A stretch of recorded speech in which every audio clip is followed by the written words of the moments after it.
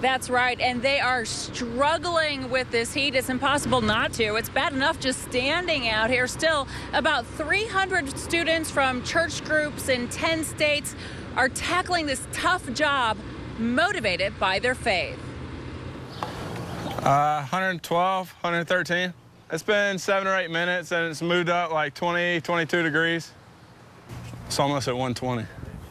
And that's the rooftop temperature before the day got even hotter. This World Changers youth group traveled the distance to help St. Louisans needing a new roof. A paint job can make it look better, but a roof is going to keep leaks from coming in, and it's really going to change just their entire life and their lifestyle for their homes. And there's nothing easy about stripping a roof in extreme heat. We switch out about every 10, 15 minutes and just take water breaks. Some people will be on the roof 10, 15 minutes. They'll come off. We'll get off our water break and come out here and pick up. One break they take together with the homeowners they're helping, Percy and Deborah Ruffin. Y'all, I hope y'all have a safe trip back, out of town. And thank y'all. They pray together. And the people that came to help us. And they pray for one another. Pray for Caroline that she doesn't get dehydrated or get hurt or anything. And they work hard to take care of each other. Lord, I pray for our dehydration and our health, and that you will just be with us. World Changers will be here working through the heat of the day all week long, replacing 26 rooftops. Live in St. Louis, Kathleen Berger, News Channel 5. In seconds, standing outside the patrol car, it's on. Officer Scott Roach is in pursuit. The driver was not wearing a seatbelt. St. Louis County Police, no stop you for not wearing your seatbelt today. Because I had just gotten gas, and I did not click it back at the gas station because I was running for a doctor's appointment. It's part of an aggressive week-long click it or ticket campaign. Jennifer Regal says after her head-on collision with a drunk driver, she's a believer. The seatbelt saved her life. When she asked people why they don't wear theirs, she's heard it all. People were afraid to get their clothes wrinkled. I can't believe some of the things that I've heard. It's clicking the belt. It's very easy. In another DUI wreck, Amy Twellman was ejected from a car as a teenager. The other teen, also not wearing a seatbelt, died. I don't go the 1 block to my kid's bus stop without buckling up. Short distances are one of the top excuses for not wearing one. Officer Roach found that to be the case when pulling this driver over. I went to the bank and I got to go over here to get some blood drawn. And my office is about 3 blocks away, so that's probably why I forgot to put my seatbelt on. They have the best excuse in the world, and they're all horrible. The number one reason I hear all the time is it's just not comfortable. And Roach tells them something they already know. You get ejected, you get thrown right through here. But I never, in my 14-year career, I have never unbuckled a dead person from a seatbelt. Stepped up enforcement of click it or ticket is expected to last a week. This go around, the plan is to aggressively stop vehicles for violations on designated days every month. Kay? All right, it's a valuable reminder. Thank you, Kathleen. Shoppers are already glued to their cell phones, so why not put them to better use? Especially now that the finishing touch is being put on shopping mall holiday preps. That goes for your touch screen, too. You just go to the iPhone app store and download it by finding the club. And the St. Louis Galleria's mobile application is ready to go. Okay, let's say I'm at the Coach store, but I want to go to J. Crew. So I zoom in on the map, and I see it on the map, but I need to zoom in a little bit so I can see the store names and find out where I should go. So now that I see J. Crew is right ahead of me, I'm going to see if they're having a sale. So I click on sales, and I scroll down. West County Center is getting on board too, along with Chesterfield, Mid Rivers, and more in the area, all owned by CBL and Associates Properties. The in-mall navigation will be a little different than the Galleria's. Go ahead 20 feet, turn right. It'll be exactly like a GPS. So mall directories may become passé for some shoppers. Or then I don't have to bother anybody and I can just look at my phone.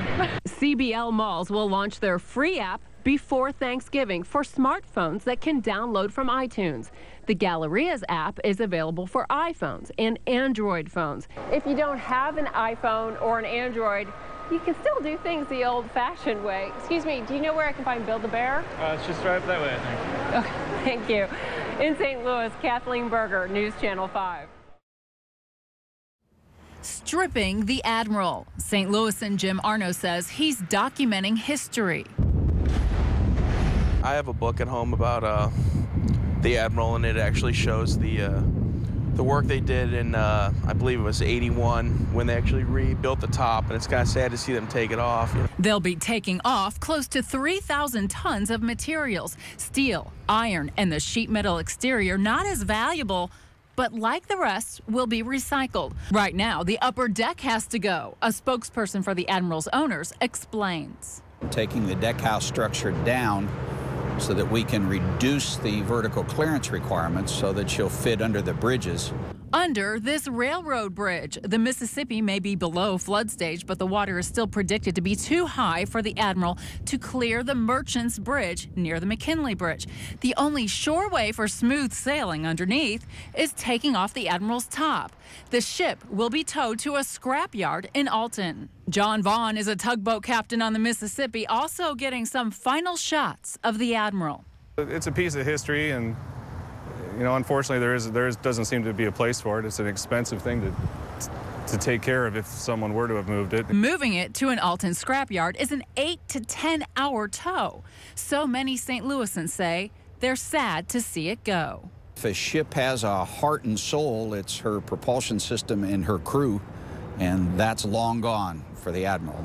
Kathleen Berger, News Channel 5. Pine Lawn police say they arrested the leader of a counterfeit money ring late last night. The Secret Service has now taken over the investigation, but police say it was an arrest at a local convenience store that took them down the fake money trail. BP service station on Jennings Station Road. A lot of business, a lot of money changing hands. Muzamel Hawk Kondaker says last week he found counterfeit cash in his register. $120. A $620 bill. So he told his family, who runs the counter, to use the counterfeit detector pen on everything. One night, a woman was pumping gas. She walked in, handing over 2 fake 20s like this one. The pen was used. And he marked it, he called me. I said, lock the door, call the police. The son locked these doors, locking the woman inside the store. When police arrived, she was arrested and questioned. Pine Lawn police say she has ties to the counterfeit ringleader making the fake money inside a Wellston apartment. But the North Central Narcotic and Gang Task Force was already scoping the operation. Pine Lawn police made the bust, arresting 2 men in their 20s, finding thousands of bills, fake 20s, and everything used to make them. A state-of-the-art type printer, it really, what it does, it brings the color into the money, where it's hard to substantiate if the bills are real. Police say there's no telling how many people are victims or will still become victims. There are indications that there's quite a bit that's being placed out there in that community. Police have also identified several Craigslist victims. They say the leader of the ring would set up meetings with people selling electronics and other items, giving them fake 20s. The men are in federal custody. Charges are pending. Lisa? Unbelievable, Kathleen. Thank you.